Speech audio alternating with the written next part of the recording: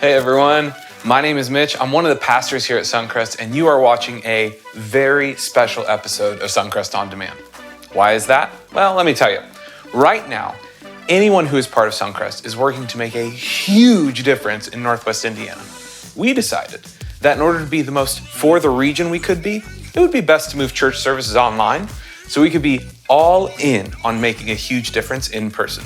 But don't worry, we haven't left out our on-demand family. On-demanders, on-demand family.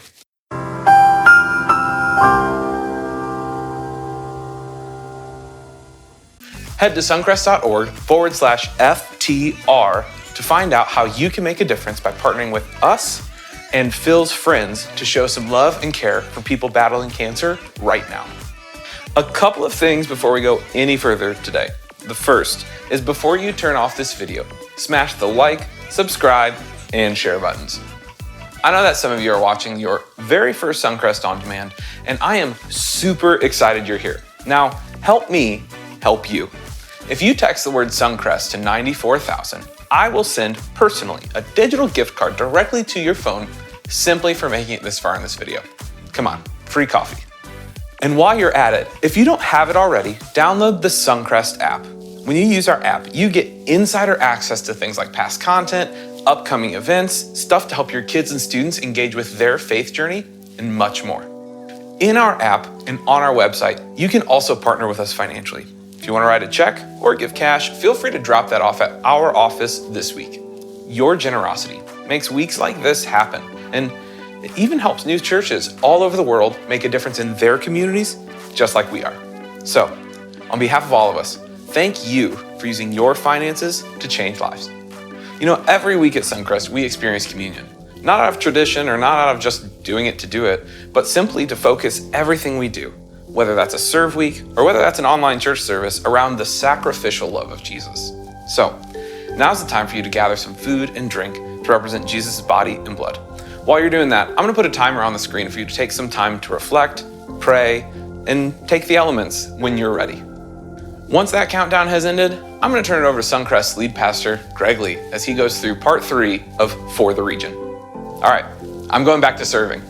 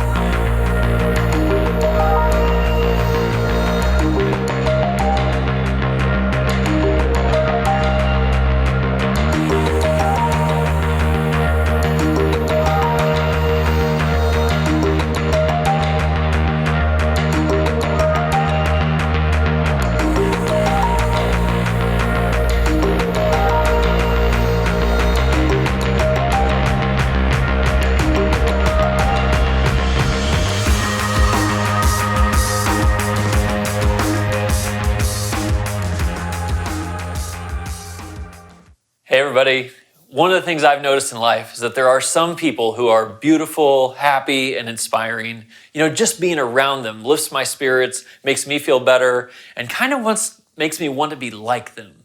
And I notice that they lift other people's spirits too. I've been trying to notice if there's one fundamental quality that makes people beautiful, happy, and inspiring. And I have a theory that I want to try out on you today.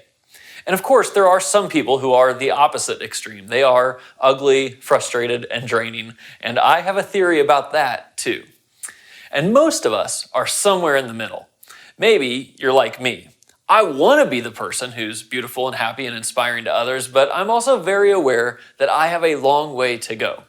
Take just the last couple of weeks for me if you've been following with this series. In week 1, I made a big deal about being for the region, especially how we talk about it. I told you that I was trying to lead us to be celebrators, not haters, no grumbling. And then I shared this tidbit that I thought was brilliant. I was reading something this past week, I think so powerful for today's world and for this concept. It said this: the moment you insult someone, you've given up the chance to persuade them. The moment you insult someone, you've given up the chance to persuade them. And there's a discipline in our speech that leads to saying, I will not.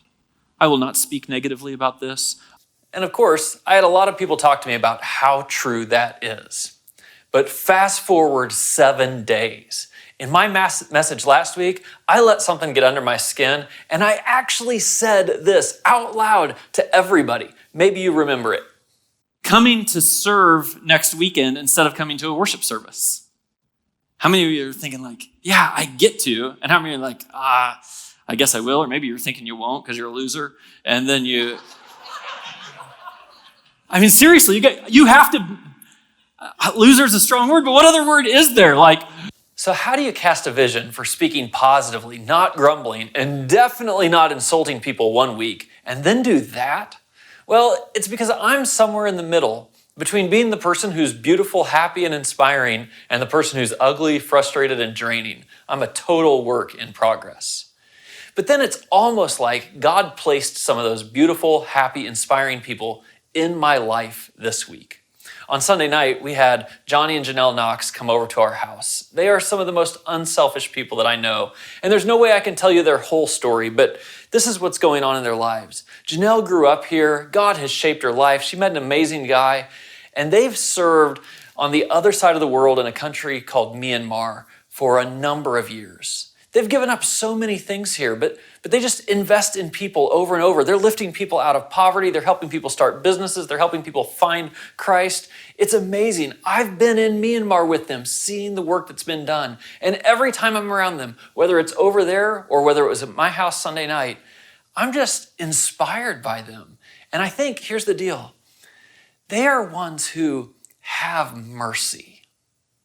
Then, later this week, we got to have a young couple over to our house, Michael and Kristen. Now, I've known Michael and Kristen for a while. I actually performed their wedding 8 years ago. And I've seen their family grow. I've seen them serve here at Suncrest. And they reached out to Jenny and I because they're exploring the idea of becoming foster parents. Whenever we find out that's true for somebody, we love to have them over for dinner.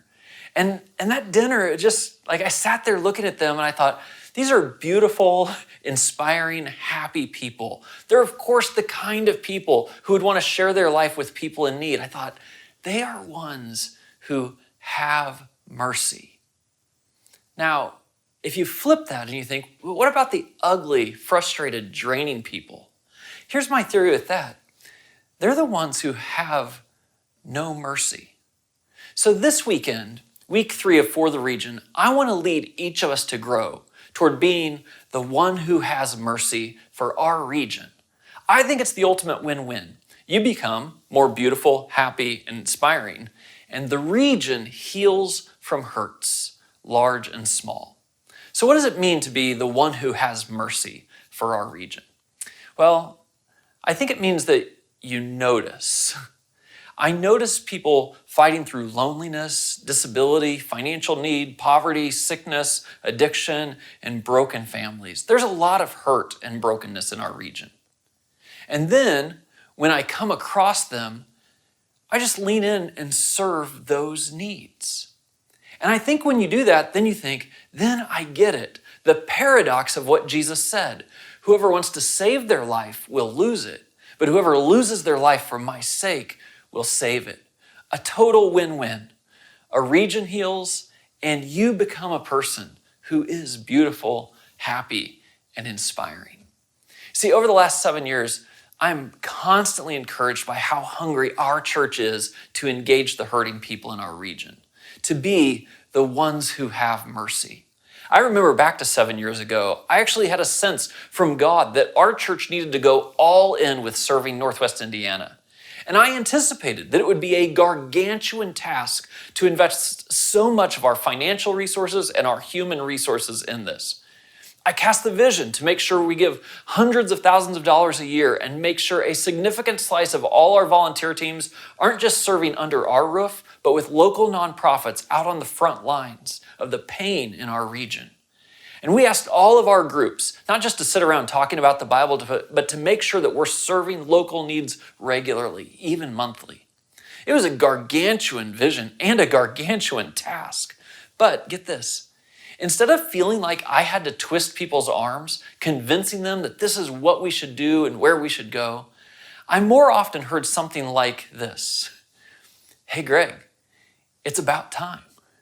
I realized that so many people, so many of you in our church were ahead of me on this, and Suncrest was just catching up to you who are the ones who have mercy. And 7 years later, it's who we are. And Suncrest, when I look at you, I see a church that is beautiful and happy and inspiring. And I've also noticed something over this last year of COVID. We've had more opportunity than ever to serve, and we've made a bigger difference in the region than we ever have together. But for some individuals, more than normal, maybe you during this last year, there's been so much disruption and challenge and complexity that we ourselves are tired. And I want to encourage you, if that's you, not to give up on being the one who has mercy. So let me share with you 5 quick things about living that kind of life. Number 1, the one who has mercy is living the life Jesus lived. For all of us who are followers of Jesus, that's the goal. When Jesus saw people in need, he had compassion on them, and then he served them. It's the work of God, and even ultimately, Jesus gave his life for us. But anyone who looks at the life of Jesus would say, yeah, a beautiful life, inspiring, joyful. Number 2, the one who has mercy escapes their funk. You know the funk. It's like when we get tired, when we get fatigued, when we get frustrated, we can kind of turn inward. That funk can even whisper, escape, indulge, serve yourself. But that's a lie, actually, because when we draw ourselves into that self-focused life, it only continues the funk. And the way out of it is to be the one who has mercy. The one who has mercy, did you know this? They find great friends. You actually find relationships in the people that you're serving. There's no room for thinking, I'm better than someone. When you serve someone, you realize we're all the same. And you get the chance to build relationships with people you serve. And I know around here, one of the most beautiful things that happens is you get to serve with others, and you build those relationships with other people who are beautiful and inspiring and happy. Number 4, the one who has mercy changes people's lives. I mean, that's where transformation comes from. Somebody cares, and they care enough to go in, giving part of themselves to someone else, and then you see that transformation. It's our mission to be used by God to change lives. And 5th, the one who has mercy has their life changed. That's what it looks like to live the life Jesus lived. When you have mercy, you become beautiful and happy and inspiring. And so today, I want to invite you to be a good neighbor in our region, noticing the needs and serving them. And let me let you in on where this idea comes from, where my theory that the one who has mercy is the one that we want to be. Jesus had an encounter in Luke chapter 10 with an attorney, actually, and the attorney said, hey, what do I need to do to find eternal life? And Jesus said, well, what do you think? And he said, well, I should love the Lord my God with all my heart, soul, mind, and strength, and love your neighbor as yourself. When he said that, Jesus replied, do this and you will live. And then he asked Jesus, and who is my neighbor? And then Jesus told one of the most famous stories he's ever told. Maybe you're familiar with it, maybe you're not. It's just a story of a man who was in need on the side of the road where one person walked past and noticed but didn't help. A second person walked past and noticed but didn't help. And then the third one walked past and he said, I'm going to help. And you can read the story. It's beautiful the way he pauses his own life in order to serve someone in need. And at the end of the story, Jesus just asks the attorney, so which one of these do you think was a neighbor? Which one do you think cared for their region? And the answer was the one who had mercy. That's what Christ is asking us to do. It's what I'm asking you to do. And I just want you to live with the commission of Jesus because Jesus told him, go and do likewise. All right, we're almost done with this video. So how are you going to be for the region this week? Let me know in the comment section. We'll see you next week as we wrap up our series for the region. Same time, same channel. And until then, go and be the church.